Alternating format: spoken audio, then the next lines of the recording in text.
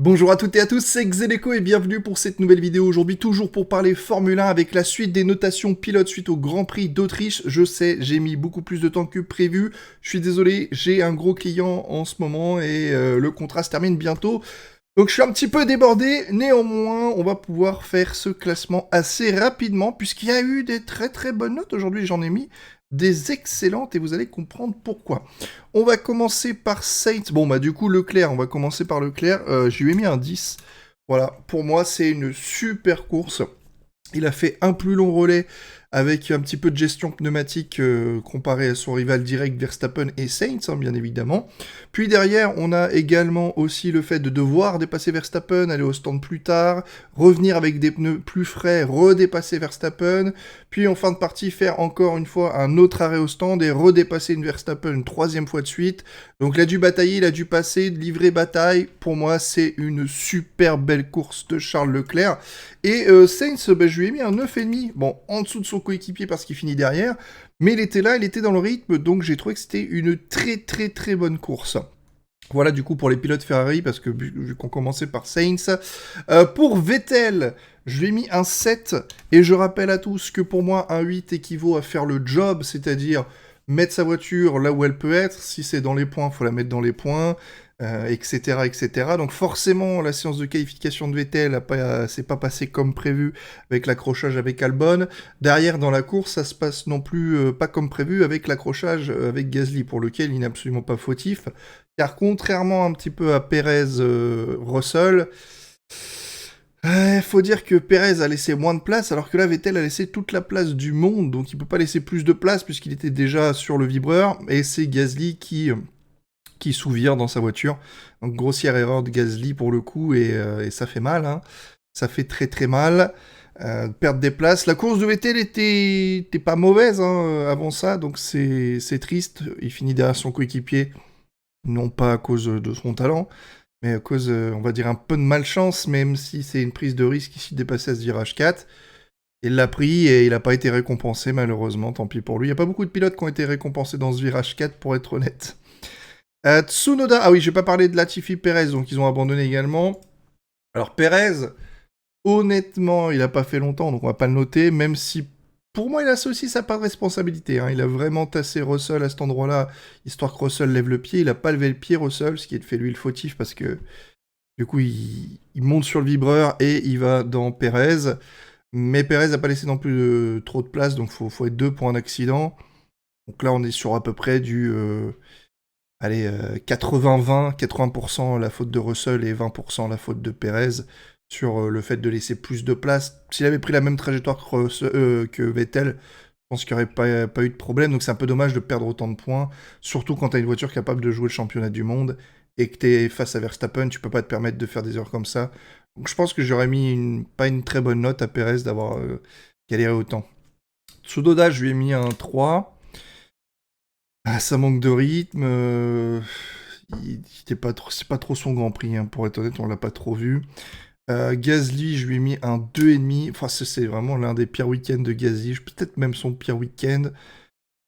C'est là l'accrochage avec Vettel, il est entièrement fautif malheureusement, donc ça c'est très compliqué, on peut pas bien le noter. Tu ruines la course d'un autre pilote, donc vous savez ce que ça donne. Mais en plus derrière, bah il y a la difficulté un petit peu de pouvoir faire quelque chose, de remonter. Donc au final, c'est une 15e place. Il y avait mieux à faire pour AlphaTauri. En ce moment, qui ne saisit pas les occasions de performer avec leur voiture. Il y a des circuits sur lesquels ils sont hyper performants, il faut prendre des points. Et en ce moment, alors, les pilotes ne le font pas. Au contraire d'Alpine, qui performe parfois, n'avait pas, en tout début de saison, n'avait vraiment pas la quatrième meilleure voiture. Je crois qu'ils avaient la sixième ou septième.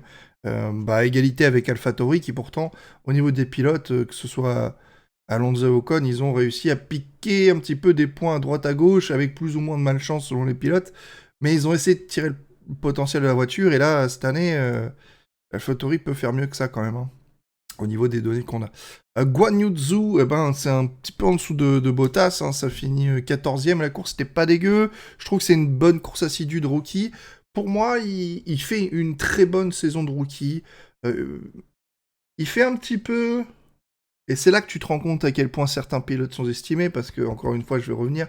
Mais ça fait un peu... Guan Yu Zhou, il fait un peu des courses à la...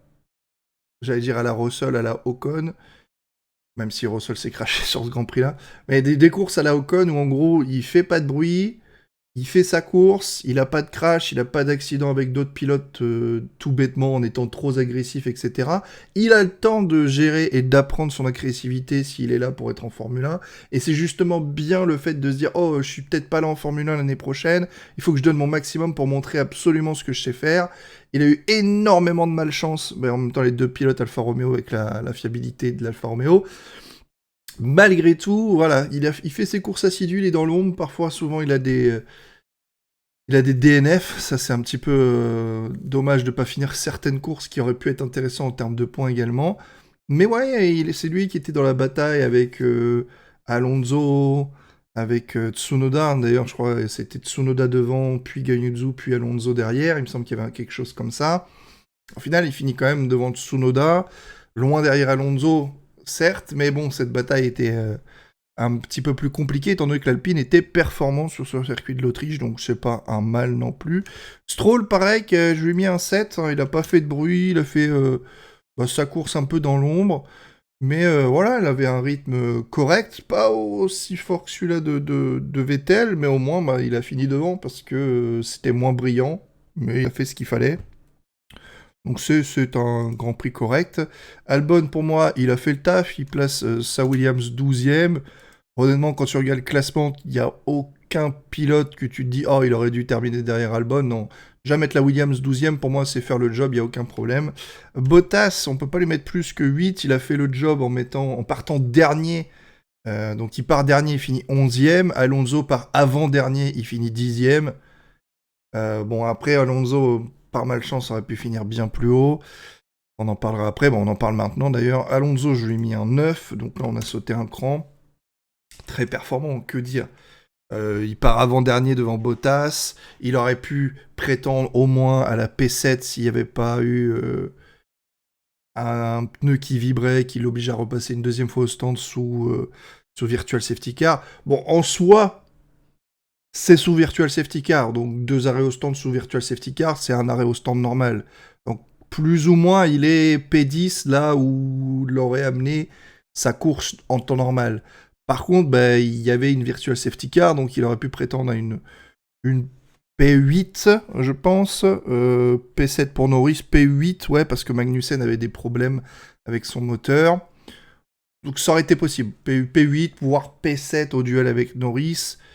Mais bon, P10, pour moi, c'est top. Voilà, moi là, je suis super fier en tant que supporter alpine d'Alonso, parce que j'ai envie de te dire que depuis le début de saison, que je trash talk Alonso sur le fait que à chaque fois, il veut trop faire, trop bien montrer, se plaindre à la radio, etc., qu'il soit malchanceux, etc. Mais en même temps, il y a beaucoup de courses où il n'a pas, comme on dit, tête baissée, fait le taf, quoi. Je pense à Miami. Miami, Ocon, il part P18. Et pourtant, il finit devant Alonso qui part genre P12.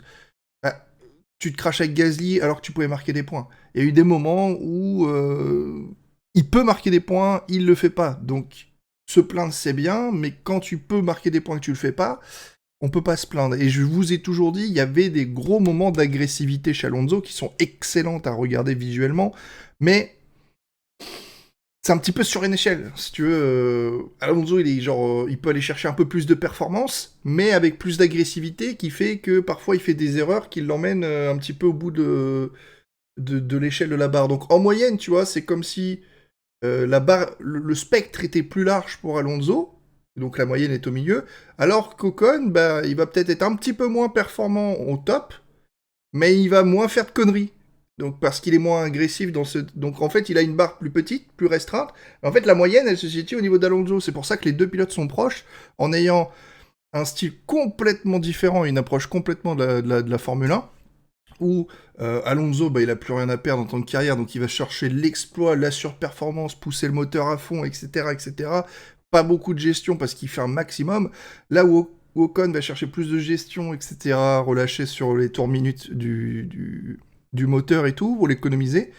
Et au final, Bah, on a 2 barres qui nous donnent la même moyenne alors que c'est pas du tout la même chose. Faudrait que je vous montre la heatmap pour que vous puissiez... faudrait que je vois ça pour le prochain Grand Prix. On verra. Donc après, donc voilà, pour une fois, donc je suis hyper fier d'Alonso dans le sens où le gars, il fait une belle remontée, pas d'accrochage stupide, y compris des fights très très propres dans les duels, hein, pour en rester vainqueur. Il en profite même. Eh, vous savez quoi? Allez, je mets même le 9,5. Parce que c'est justement ça que je dis. Il est vraiment... Malgré le fait que, oui, son pneu a eu un peu de vibration, oui, il aurait pu obtenir un meilleur résultat, mais c'est pas ce que moi je note en mode « Oh, Alonso aurait pu être 7ème, il l'a pas été, boum, je lui mets un 3 sur 10. » Non, c'est pas le but. Le but, c'est de faire le maximum qu'un pilote peut faire dans les situations qu'on lui donne. Oui, il a pas eu la chance sur la safety car, mais encore une fois, là, il a tête baissée, boum. Le meilleur qu'il pouvait avoir, c'était la P10. Il a fait un sacré dépassement sur Bottas, incroyable d'ailleurs, il part de super loin, super freinage tardif, il fait ce dépassement, il prend la P10, il pouvait pas avoir mieux dans les conditions qu'il a eues, voilà, c'était course impeccable d'Alonso, il n'y a rien à dire. 8,5 pour Ricciardo, pareil, avec du coup un 9 pour Norris. Bah, les 2 pilotes McLaren sont plutôt bien partis, je crois qu'ils partaient 11 et 12e, ils finissent 7 et 9. Norris un peu plus de un peu plus de rythme que Ricciardo, mais encore une fois propre dans les batailles, ils ont pris leur rythme. La McLaren, c'est dommage qu'ils sont partis d'aussi loin à cause des mauvaises qualifications de Ricciardo et du problème technique sur la voiture de Norris, parce que le rythme était là pour challenger les Alpines, mais ce week-end-là, c'est eux qui ont été également malchanceux. Donc au final, ça se joue comme ça. Donc un petit 9 pour Norris, un petit 8,5 pour Ricciardo. Un petit 9 pour Magnussen et un 9,5 pour Schumacher. Alors vous allez me dire pourquoi 9 pour Magnussen alors qu'il a perdu des positions? Oui, mais il a eu un problème sur le moteur de sa monoplace qui fait qu'il perdait un tout petit peu de puissance à un certain moment du Grand Prix. Et Schumacher, bah voilà, il en a profité tout, impeccable, il n'y a rien à reprocher. En temps normal, j'aurais mis un 9, mais encore une fois, je monte. Il y a des belles batailles, il y a des belles défenses, il n'a pas perdu trop de temps. Il a doublé correctement, il a pris l'ascendant sur son coéquipier, même s'il avait un petit problème, bah, il fallait le prendre. Et après, bah, il avait un très bon rythme, les As étaient dans le coup. 9,5 pour Ocon également. Bah, en tant que si t'enlèves les 3 top teams, hein, si on fait vraiment la Formule 1, la Formule 1.5, et avec Mercedes qui est tout seul dans son monde, et la Formule 1.75, avec le reste de la grille qui est bien plus serré, bah, Ocon, c'est un week-end parfait, hein. Qu'est-ce que tu veux dire là-dessus? Je veux dire, le mec, il se qualifie 5ème. C'est parfait, c'est genre la pole position pour les teams du milieu de tableau. Il prend la victoire au sprint pour les teams du milieu de tableau. Et là, il finit également 5ème. Donc, c'est la victoire en course pour les équipes du milieu de tableau si t'enlèves Red Bull, Mercedes et Ferrari. Donc, ouais, c'est à limite un grand chelem. Quoique dans le grand chelem, là, une meilleure tour. Et c'est Alonso qui l'aurait eu dans ce cas-là. Mais voilà, 9,5. Je lui mets pas un 10, même si j'ai dit que c'est un week-end parfait et que ça devrait être 10. Pour la simple et bonne raison, je sais que j'ai pu mettre 10 à Charles Leclerc quand, par exemple, il a une course assez dominatrice. C'est-à-dire qu'il prend la pole position, il fait le tour en tête, il prend tellement d'avance parce que sa voiture est performante, il gagne, il n'y a pas de challenge et hop, c'est une course parfaite. C'est un peu le cas d'Ocon aussi, il n'a pas perdu de temps dans les dépassements avec la différence de pneus, je veux dire, impeccable. Son dépassement, je crois, sur Alonso le laisse passer, derrière le tour d'après, il dépasse Guan Yu Zhou, le tour d'après, il dépasse Tsunoda, boum, quoi, c'est 2 dépassements en 2 tours en termes d'efficacité, quelque chose qui aurait pu lui être reproché il y a plusieurs Grands Prix, ou même il y a 1 ou 2 saisons. Là, c'était diablement efficace, donc c'est parfait, mais il n'a pas non plus trop de duels à faire, comme Mick Schumacher ou Magnussen en ont eu un petit peu plus, ou avec les McLaren derrière, parce que c'était un peu plus serré. Donc je ne mets pas un 10, mais ça reste un 9,5 quand même. Ça a été très bon, avec une course totalement différente de celle d'Alonso, 2 registres différents, mais 2 performances extraordinaires. Verstappen et Hamilton, je leur mets un 9. Bon, bah du coup, Verstappen, pole position, sprint, victoire, mais il n'aura pas la victoire en course à Austin. Sachant que il aurait même pu finir 3ème si Sainz n'avait pas eu son problème. Sainz était aussi performant, je pense, pour aller chercher la 2ème place et faire un doublé, une de Ferrari. Mais ça reste une très bonne course de Verstappen. Même chose pour Hamilton. Alors, Hamilton, j'ai failli lui mettre... Alors, Verstappen, en même temps, pour la défense, pour une fois, ça a été propre. Il n'y a pas eu trop de problèmes là-dessus, mais en même temps, Verstappen-Leclerc, pour l'instant, il n'y a pas trop de litige. On n'est pas sur la fin de la compétition. On verra quand il restera 3 courses, si on vont se faire autant d'amabilité. Mais Hamilton, je voulais mettre un 9,5, mais ça me semblait un peu trop gros du fait qu'à un moment, il dépasse Mick Schumacher en début de Grand Prix, et après, il fait une erreur de pilotage personnel. Virage 1, il sort un peu trop large, il monte sur la saucisse, il survire, il contrôle la voiture, joli sauvetage. Et derrière, en fait, avec la sortie de virage de Mick Schumacher le redépasse. Et en fait, c'est con, hein, parce qu'Hamilton repère la position qu'il a gagnée. Donc pour cette erreur, après, voilà, ça a mis Hamilton à perte de temps parce qu'il a dû redépasser Mick Schumacher, dépasser Magnussen une première fois, pardon, mais redépasser Mick Schumacher une deuxième fois. Donc voilà, je lui mets 9 pour cette erreur de pilotage. Sinon, j'aurais mis un petit 9,5. Et George Russell, je lui mets un 5. Alors vous savez qu'actuellement, je sac un petit peu les pilotes, comme Gasly, hein, parce qu'il a foutu Perez-Ota. Perez l'a un petit peu plus serré que Vettel. Vettel, c'est sûr, Gasly, c'est 100% sa faute. Perez aurait pu laisser plus de place. Russell aurait pu prendre le virage un peu différemment aussi, ralentir un peu plus. Il l'a pas fait, il a été au duel. Très bien, mais il a foutu Perez-Ota. Donc en temps normal, j'aurais peut-être mis un 3. N'empêche qu'il part quand même, et là c'est moche parce que le top 6 en fait se fait jamais punir. T'as l'impression que ce qu'a fait Russell c'est extraordinaire, c'est-à-dire que après ça, il a un problème d'aileron avant, donc du coup il va à l'arrêt au stand, ça fait un arrêt au stand de 20 secondes, et après il y a la pénalité de 5 secondes, et malgré tout le mec finit 4ème comme si c'était rien passé dans le Grand Prix, comme s'il avait juste démarré derrière son coéquipier. Non, ce n'est pas un bon Grand Prix de George Russell, à cause de son erreur, à cause de la pénalité, etc. Par contre, la remontée est complètement incroyable, mais le début de course est complètement dégueulasse. Donc j'ai eu un petit peu de mal à me décider. Donc je suis parti sur un 5, c'est juste la moyenne pour moi.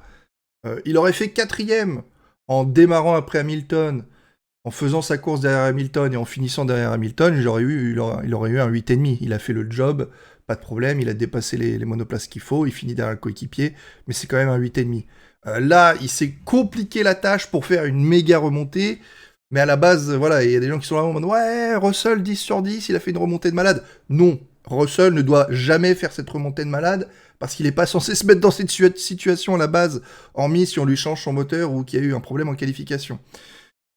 Donc voilà pour les notes du Grand Prix. Maintenant, on va trier. Alors attention à ceux qui n'ont pas les notes en bas ou qui ont un truc derrière. Leclerc, qui finalement on a les pilotes qui ont fait un super week-end, à savoir Magnussen, Carlos Sainz, Max Verstappen, Mick Schumacher, Esteban Ocon et Charles Leclerc. Incroyable week-end de leur part, que ce soit du début de la qualif, du sprint ou de la course.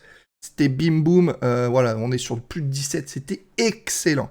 Les autres pilotes qui ont fait un bon week-end, alors attention, Norris n'est pas noté en qualification, donc là s'il avait un 4, un 3-4 ou autre, ça le mettrait directement 17, donc faites attention à ça. Ne me mettez pas dans les commentaires, ouais, Ricardo derrière Norris. Non, vous inquiétez pas, pour la moyenne, c'est calculé. Là, donc c'est 1, 0,5, 0,5. Donc j'ai mis 1,5 pour Norris et 2 pour la division de Ricardo. Donc vous inquiétez pas pour ça. Donc ça va refaire monter la cote, la moyenne d'Ocon en flèche, hein, mine de rien, avec ce Grand Prix. Mais qu'est-ce qu'on peut lui reprocher, hein? Ça, c'est... Voilà, il n'y a rien à reprocher à Leclerc, hormis de ne pas avoir eu la pole position ou autre, mais il a fallu aller au duel dans cette course où il a été extraordinaire. Ocon, il a tout fait pour le milieu de tableau. Schumacher, il a un petit peu moins bien fait, mais il a dû livrer bataille, donc au final, très bon Grand Prix. Verstappen, très solide, donc rien à dire. Pareil, du coup, pour Alonso, auquel il manque des points, remis sur la moyenne. Tac. Au niveau de la moyenne générale,